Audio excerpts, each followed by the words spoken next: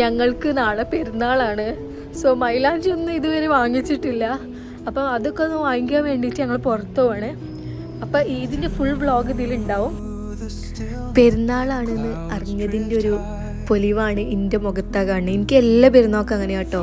തലേന്ന് ഭയങ്കര ഇൻട്രസ്റ്റ് ആയിരിക്കും. പെരുന്നാളാണ്, പുതിയ ഡ്രസ്സ് ഇടണം, മൈലാഞ്ചി ഇടണം, എല്ലായിടത്തും കറങ്ങണം, അങ്ങനെയൊക്കെ ആയിരിക്കും എൻ്റെ പെരുന്നാൾ. എല്ലാ പെരുന്നാളും അങ്ങനെയാണ് ഞാൻ ആഘോഷിക്കുന്നത്. UAE വന്നിട്ട് എൻ്റെ ആദ്യത്തെ പെരുന്നാളാണ് കേട്ടോ. അതുകൊണ്ട് തന്നെ ഫാമിലി ഇല്ലാത്തൊരു വിഷമം എനിക്കുണ്ട്. എങ്കിൽ കൂടി പെരുന്നാൾ അങ്ങനെ ചടച്ച് വീട്ടിലിരിക്കുക എന്നുള്ളൊരു ആഗ്രഹമില്ലാത്ത ഒരാളാണ് ഞാൻ. അപ്പോൾ എന്ന് പെരുന്നാളായാലും അവസാന ടൈമിൽ കുറച്ച് ഷോപ്പിംഗ് അത് എന്നുള്ളതാണ്. അവസാനം തലേന്നൊക്കെ പോയിട്ട് വല്ല ഷോളോ അല്ലെങ്കിൽ വല്ല ഡ്രസ്സ് എന്തെങ്കിലും മാറ്റാനോ തയ്ക്കാനോ അങ്ങനെ എന്തിനെങ്കിലുമൊക്കെ ആയിട്ട് ഞങ്ങൾ പുറത്തു പോകലുണ്ട്. Same here. ഈ പെരുന്നാൾക്കും അതേപോലൊക്കെ തന്നെയായിരുന്നു. അങ്ങനെ മൈലാഞ്ചിയൊക്കെ വാങ്ങി. എനിക്കങ്ങനെ മൈലാഞ്ചി ഇടാനൊന്നും അറിയില്ല. അപ്പോൾ ഞാൻ ഒരു സ്റ്റെൻസിലൊക്കെ വാങ്ങിയിട്ട് അത് വെച്ചാണ് ഞാൻ മൈലാഞ്ചി ഇടൽ.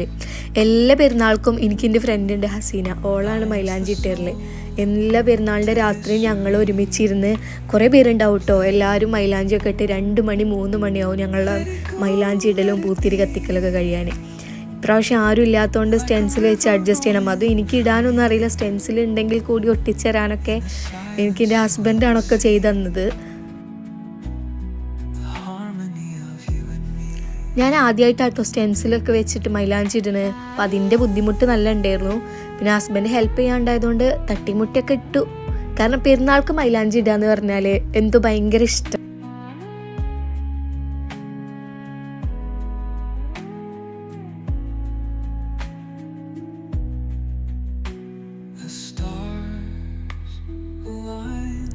അങ്ങനെ മൈലാഞ്ചിയൊക്കെ ഇട്ട് പിന്നെ ഞങ്ങൾ കിടന്നുറങ്ങി.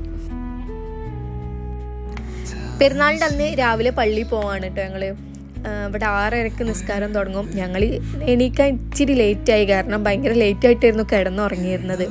അപ്പോൾ പള്ളീൻ്റെ അവിടെ ഒന്നും ഇനി സ്ഥലമൊന്നും കിട്ടൂല എന്ന് മനസ്സിലായി.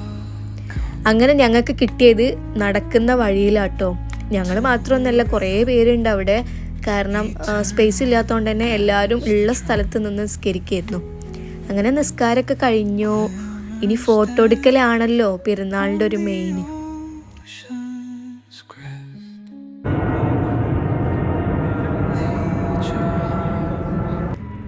ഫോട്ടോ എടുക്കാനായിട്ട് ഞങ്ങൾ പോയത് ഞങ്ങളുടെ അടുത്ത് തന്നെയുള്ള ദുബായ് ഐലൻഡ് ബീച്ചിലോട്ടാട്ടോ. ഞാനും എൻ്റെ ഹസ്ബൻഡും ഹസ്ബൻഡിൻ്റെ ഫ്രണ്ടും അവരുടെ വൈഫും ഉണ്ടായിരുന്നു. ഞങ്ങൾ 4 പേരുമായിരുന്നു ഷോപ്പിങ്ങിനൊക്കെ പോയിരുന്നത്. അങ്ങനെ ഞങ്ങൾ കുറേ ഫോട്ടോസൊക്കെ എടുത്തു.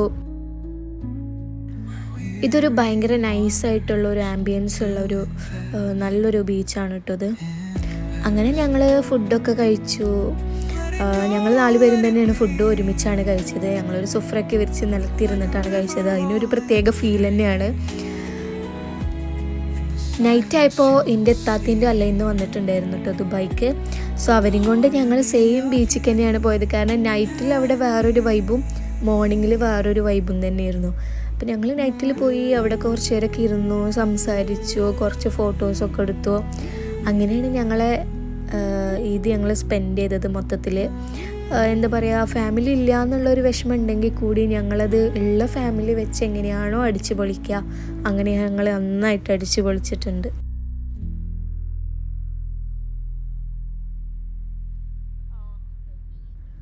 ഭയങ്കര പെറ്റ് ഫ്രണ്ട്ലി ആയിട്ടുള്ള ബീച്ചാണ് കേട്ടോ. അതായത് പെറ്റിനെ കുളിപ്പിക്കാനും പെറ്റിനെ നടത്താനൊക്കെ വരുന്ന ഒരു ബീച്ചാണിത്. ഫുൾ സ്ഥലമാണ് ഇഷ്ടപ്പെടുന്നുണ്ടെങ്കിൽ നിങ്ങൾക്ക് എന്തായാലും ഇവിടെ ഇഷ്ടപ്പെടും. ഉറപ്പാ? ഭയങ്കര കാമാൻ ക്വറ്റാ. നമ്മള് ഫ്യൂച്ചർ ബ്ലോഗറായ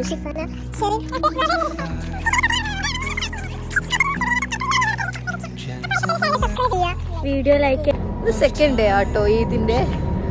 സോ ഞങ്ങളൊരു ബീച്ച് വിസിറ്റ് ചെയ്യാമെന്ന് വിചാരിച്ചു.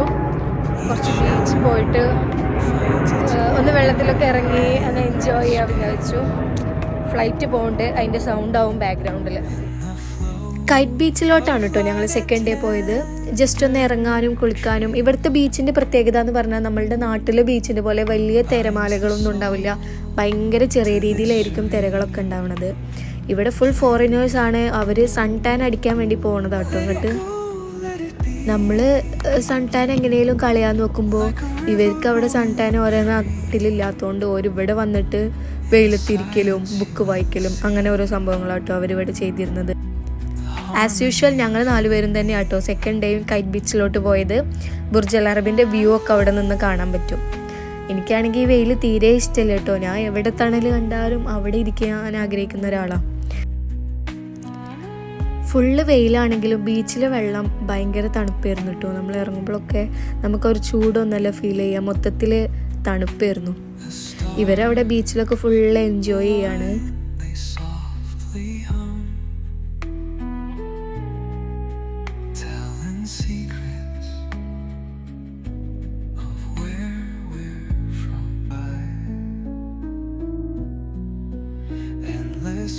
അത്രയും പൊള്ളുന്ന വെയിലത്തിരുന്ന് ബുക്ക് വായിക്കുന്നത് കണ്ടോ. നമ്മളെ കൊണ്ടൊന്നും ഇതിന് തോറ്റൊന്നും എനിക്ക് തോന്നണില്ല കേട്ടോ. നമ്മൾ വെയിൽ എവിടെ ഉണ്ടോ അവിടെ നിന്ന് മാറിക്കാനല്ലേ ശ്രമിക്കുക. പക്ഷെ ഫോറിനേഴ്സൊക്കെ അത് അത്രയും എൻജോയ് ചെയ്യാണ് വെയിലൊക്കെ.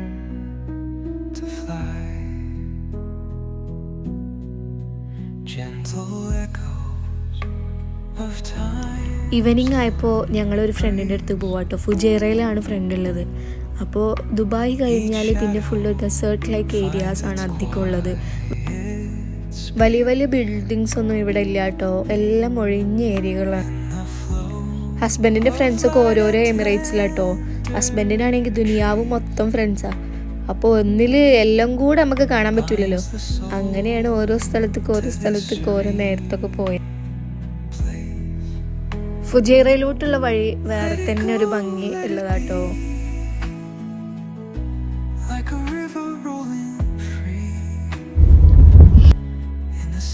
അങ്ങനെ ഞങ്ങൾ അവിടെ എത്തി.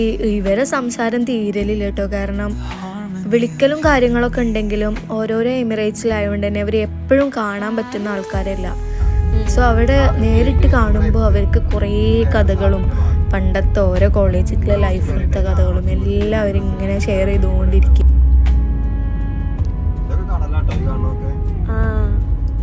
ചോടെന്താ അടച്ചുകൊള്ളൂ.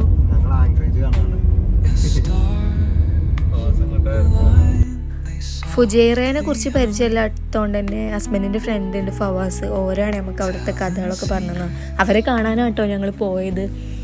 അപ്പോൾ അവരവിടുത്തെ ഓരോരോ കഥകളും കാര്യങ്ങളും എങ്ങനെയാണ് എന്തൊക്കെയാണ് എന്നൊക്കെ ഓരോന്ന് ഷെയർ ചെയ്യായിരുന്നു. അത് കഴിഞ്ഞ് ഞങ്ങൾ ഷാർജൻ്റെ അണ്ടറിലുള്ളൊരു കൽബ എന്ന് പറഞ്ഞൊരു സ്ഥലത്ത് പോയിട്ടോ. അവിടെ ഇങ്ങനെ പിക്നിക്കിനും അതേപോലെ വെറുതെ ഇങ്ങനെ ഇരിക്കാനും സംസാരിക്കാനും കളിക്കാനൊക്കെ വേണ്ടി ഫാമിലി ആയിട്ടും ഫ്രണ്ട്സായിട്ടൊക്കെ വരുന്നൊരു സ്ഥലമാണ് അവിടെ. കണ്ടോ എത്ര ഭംഗിയാന്ന് കണ്ടോ. നമ്മളെ നാട്ടിലൊക്കെ ഇത് വളരെ കുറവല്ലേ.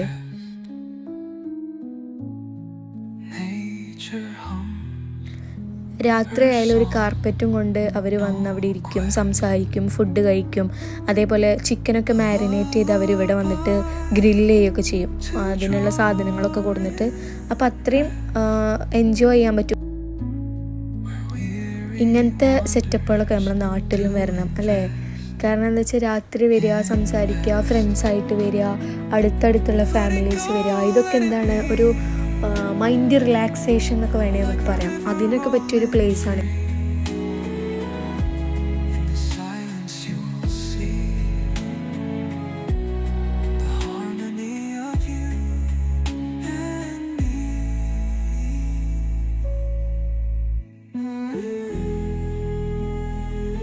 അങ്ങനെ ഫുജൈറയിൽ ഞങ്ങൾ തിരിച്ചു. ഫവാസിനോടൊക്കെ യാത്ര പറഞ്ഞു. ഞങ്ങൾ നേരെ വീട്ടിൽ പോകാൻ വേണ്ടിയിട്ട് ഇറങ്ങി.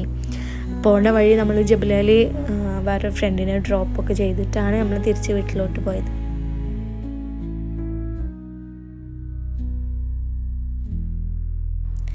അപ്പോൾ ഈദ് വ്ളോഗ് കഴിഞ്ഞു. Tata bye bye.